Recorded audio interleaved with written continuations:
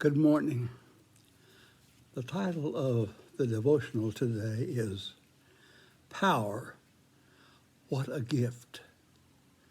Let me repeat that. Power, what a gift. There are two measures to be used when we think about power. The first is usually viewed in how a person chooses to use his power. The second, sometimes not seen as important, but it is very important, is how and when a person chooses not to use his power. Power can be seen from many aspects of a person's capabilities. Muscular power, of course, the power of the body to do things with one's strength is easily thought of and included. What about the power of the mind and the brain? The power to think, the power to plan, the power to organize, the power to develop a strategy, the power to consider choices and decisions that need to be made, the power to think. And what about the power of the heart? To feel deeply, intensely, to feel sadness, and to feel gladness, to feel sympathy, to feel compassion, to love and to care, to grieve and to hurt, and to feel hurt. What powers are lodged within the human heart? The human body is filled with myriad powers, the powers of the eyes to see, the nose to smell, the mouth to taste, the ears to hear, the tongue to speak. The body is a veritable dynamic of potential powers. Each individual has to continually choose to what purpose and what goal in life they will use their individual powers. One of the most interesting considerations in looking at Jesus and his powers is to note when he chose not to use them. Right at the beginning of his ministry, Jesus had to start making choices about when not to use his powers. Remember the story of the temptations told in Matthew 4? The temptation to turn the stones into bread and feed the world. My, what a temptation to feed everybody. A critical issue. Did Jesus have the power to change the stones into bread? Yes, I believe that he did. Otherwise, there was no temptation. Jump down off the temple and land safely. The second temptation. Did Jesus have the power to do it?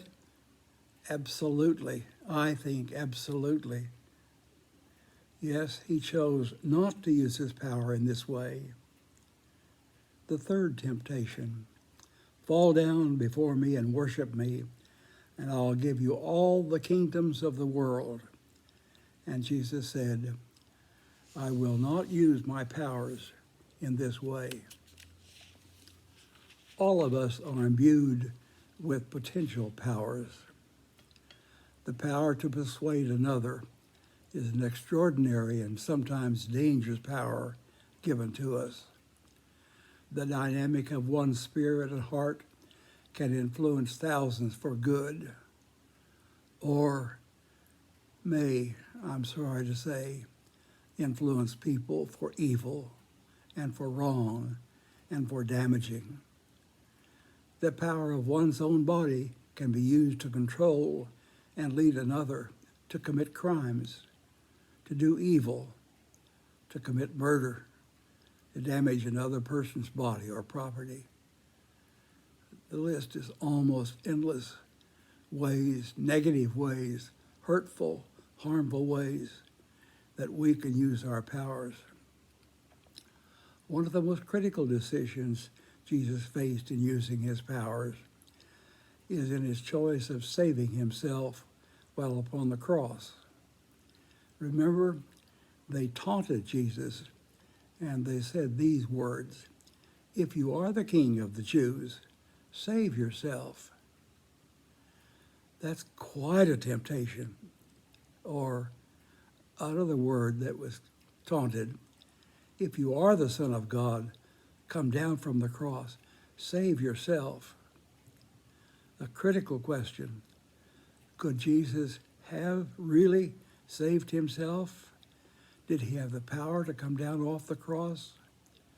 Yes, he did, but he chose not to use that power. Two critical factors need to be a part of our thinking. One is John 10:11. As Jesus talks about the image of the Good Shepherd, he makes this extremely significant and theological statement. "No one takes my life from me, but I lay it down of my own accord." He was saying, these are my decisions and my choices. No one controls me. I will choose how I will use my powers to choose what I do with my life.